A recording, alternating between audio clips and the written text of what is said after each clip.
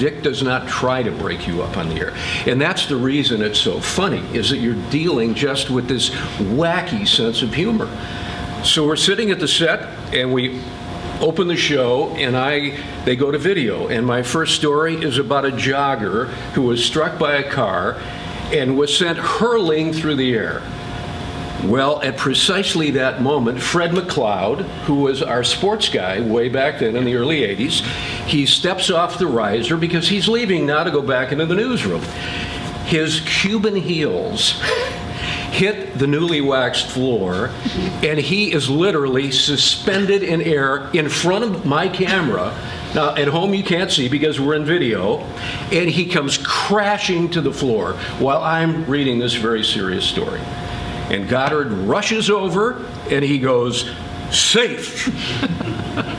And I mean at the top of his lungs. So that but at home you couldn't hear him at home. But I had to squeeze the inner part of my thighs till they were black and blue as usual.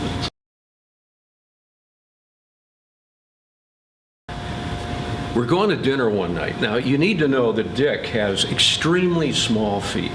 People may not realize that, but they are size 5s. And so he buys shoes in the children's department, and he loves wearing tennis shoes. He loves it. And he doesn't wear them on the air, but he wears them all the other time. So we're going to dinner, and he's bought a new pair of tennis shoes in the kids' department. And the maitre d' is escorting us to the table when the maitre d' looks down and says, "Dick, do you know your shoes are lighting up?" He bought kid shoes. Now, Dick is never embarrassed, though. So he rushes to his car. He said, "I'll be right back." Rushes to the car, opens the trunk of his car, gets gaffer's tape, puts it around the sole of the shoe, and comes back in.